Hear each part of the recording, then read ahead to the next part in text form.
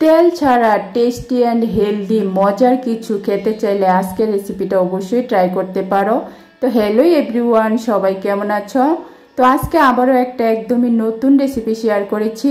তো এটা তোমরা সকালে ব্রেকফাস্টে অথবা বিকালে জলখাবারে অথবা বাচ্চাদেরকে স্কুলের টিফিনে ঝটপট বানিয়ে দিতে পারো।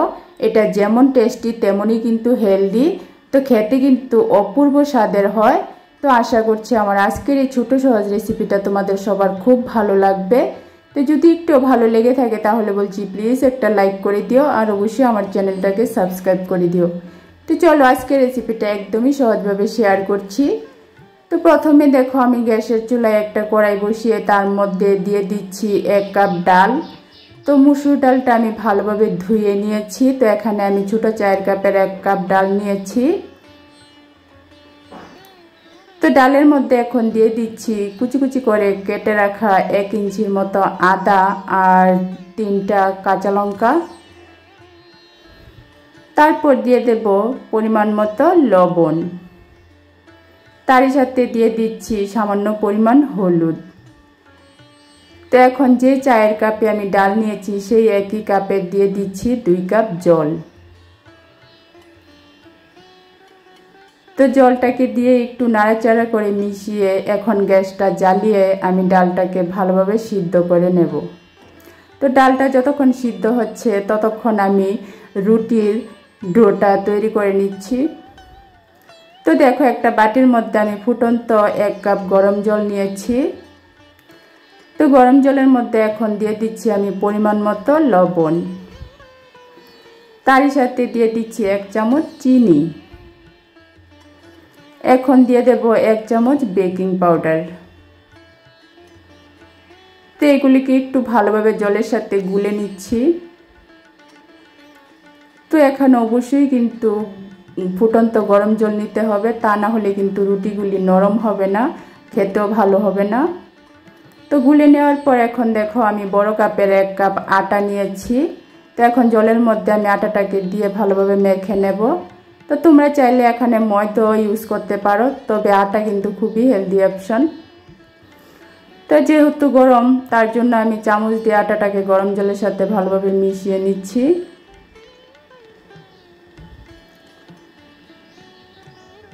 তো একটু ঠান্ডা হয়ে যাওয়ার পর এখন দেখো আটাটাকে আমি হাত দিয়ে ভালোভাবে মেখে নেব।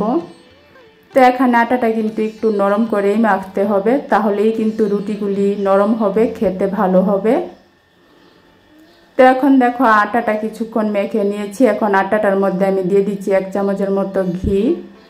তো ঘিটা কিন্তু দিয়ে ভালোভাবে মেখে নিতে হবে। ঘিটা দেওয়ার ফলে কিন্তু রুটির ফ্লেভার আর টেস্ট দুটোই খুব সুন্দর হবে।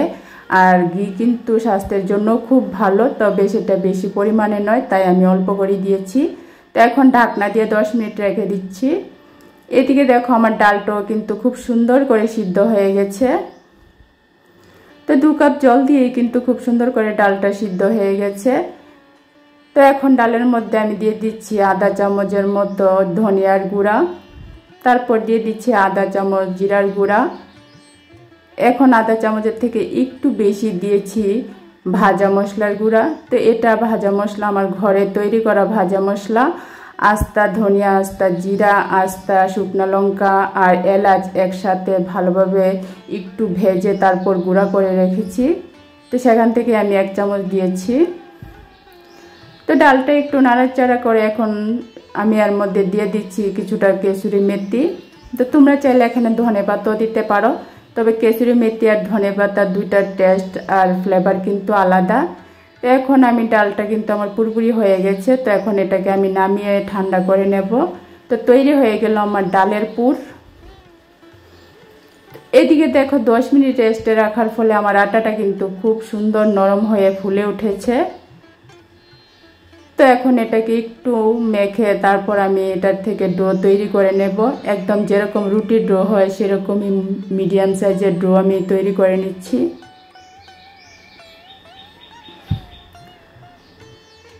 তো এখানে দেখো আমার 4টা মিডিয়াম সাইজের ডো তৈরি করা হয়েছে। তো চলো এখন রুটিগুলি বানিয়ে নিচ্ছি। তো তার জন্য রুটির পাত্রে দেখো আমি সামান্য পরিমাণ ঘি লাগিয়ে নিচ্ছি। তোমরা চাইলে এখানে ময়দাও লাগাতে পারো, যাতে রুটিটা উঠানোর সময় কোনো অসুবিধা না হয়, লেগে না যায়। তার জন্য আমি সামান্য ঘি লাগিয়ে নিয়েছি। এখানে তোমরা চাইলে ময়দাও দিতে পারো, ময়দা অথবা আটা। তো এখন দেখো একটা ডো নিয়ে হাত দিয়ে আমি চেপে চেপে বড় করে নিচ্ছি। তো এখানে তোমরা চাইলে বেলে নিতে পারো, তবে আমি কিন্তু হাত দিয়ে চেপে চেপে একটু বড় করে নিয়েছি। তো এখন মাঝখানে ডালের যে পুরটা তৈরি করে রেখেছি সেই পুরটা দিয়ে এখন আমি মুখটাকে ভালোভাবে বন্ধ করে দিচ্ছি। তো এখানে দেখো মুখটা কিন্তু একটু ভালো করে বন্ধ করে দিতে হবে। একটু খেয়াল করে দেখলে বুঝতে পারবে আমি কিভাবে মুখটা বন্ধ করে দিয়েছি। তো এখন হাত দিয়ে একটু চেপে, হালকাভাবে চেপে একটু বড় করে নিয়েছি। তো দেখো একটা কিন্তু আমার তৈরি করা হয়ে গেছে। তো আরেকটা তোমাদেরকে আমি তৈরি করে দেখাচ্ছি। তো একইভাবে কিন্তু হাত দিয়ে চেপে চেপে আমি একটু বড় করে নিচ্ছি। তারপর মাঝখানে আমি দিয়ে দেবো ডালের পুরটা। তো ভীষণ টেস্টি হয় কিন্তু এভাবে ডালের পুর দিয়ে রুটিটা তৈরি করে একবার অবশ্যই খেয়ে দেখো। আশা করছি বাচ্চা থেকে বড় সবার খুব খুব পছন্দ হবে। আর এটা কিন্তু একদমই তুলতুলে নরম হয়, যাদের দাঁতের সমস্যা বা বয়স্কদেরও কিন্তু খেতে কোনো অসুবিধা হবে না। তো এই পর্যায়ে তোমাদের কাছে আবারও রিকোয়েস্ট করছি, আমার আজকের রেসিপিটা যদি তোমাদের একটু ভালো লেগে থাকে তাহলে প্লিজ একটা লাইক করে দিও। আর অবশ্যই আমার চ্যানেলটাকে সাবস্ক্রাইব করে দিও, যাতে আগামী দিনে আমি তোমাদের সাথে নতুন নতুন ইউনিক রেসিপি শেয়ার করতে পারি। তো দেখো এভাবে কথা বলতে বলতে কিন্তু আমি 4টা রুটি তৈরি করে নিয়েছি। তো চলো এখন এগুলিকে ভেজে নেব। তো দেখো গ্যাসের চুলায় আমি একটা কড়াই বসিয়ে দিয়েছি, তার মধ্যে আমি কোনো ঘি তেল বাটার কিছুই দেইনি। তো কড়াইটা একটু গরম হয়ে যাওয়ার পর এখন একটা একটা করে আমি রুটিগুলি দিয়ে দিচ্ছি। তো গ্যাসের ফ্লেমটা কিন্তু লোতে রাখতে হবে। তো দেখো এখানে আমি 3টা রুটি একসাথে দিয়ে দিয়েছি। তো তোমরা চাইলে কিন্তু এগুলি তাওয়ার মধ্যে ভেজে নিতে পারো, কোনো অসুবিধা নেই। তো এখন কিন্তু ঢাকনা দিয়ে আমি 5 থেকে 6 মিনিট একদম লো আঁচে বসিয়ে রাখবো। তো ঠিক 5 মিনিট পরই আমি ঢাকনাটা উঠিয়ে দেখাচ্ছি। দেখো কতটুকু সুন্দর ফুলে উঠেছে। আর এগুলি কিন্তু একদমই তুলতুলে নরম হয়, ভেজে রাখার অনেকক্ষণ পরও কিন্তু অনেক নরম থাকে, খুব ভালো লাগে কিন্তু খেতে। অবশ্যই এভাবে একবার বানিয়ে খেয়ে দেখো। তো দেখো এভাবে কিন্তু আমি উল্টে দিচ্ছি একটা একটা করে। এই পিঠটা কিন্তু খুব সুন্দর করে হয়ে গেছে। তো এখন আবারও আমি ঢাকনা দিয়ে 2-3 মিনিট একদম লো আঁচে বসিয়ে রাখবো। তো 3 মিনিট পর দেখো আমি ঢাকনাটা উঠিয়ে দেখাচ্ছি। তো রুটিগুলি কিন্তু ঢাকনা দিয়ে ভাজার ফলে খুব সুন্দর করে কিন্তু হয়ে যায়, কোনোভাবেই কিন্তু কাঁচা থাকে না, খুব সুন্দর করে কিন্তু হয়ে যায়, খুবই নরম সফট হয়, খেতে কিন্তু ভীষণ ভালো লাগে। তো আমার রুটিগুলো কিন্তু 3টা রুটি কিন্তু ভাজা হয়ে গেছে। তো এখন আমি উঠিয়ে তোমাদেরকে দেখাচ্ছি।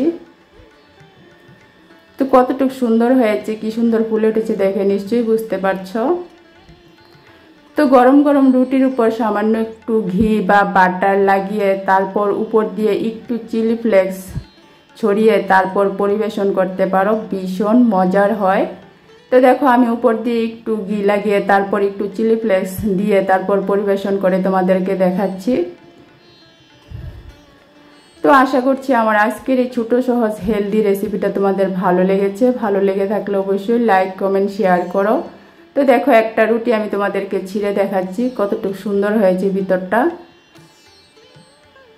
তো একদমই তেল ছাড়া টেস্টি অ্যান্ড হেলদি রেসিপি। তো এগুলির নাম রেখেছি আমি পুর বড়া মিনি ব্রেড। তা আবারও আরেকটা রেসিপি নিয়ে আসবো। আজকের জন্য টাটা।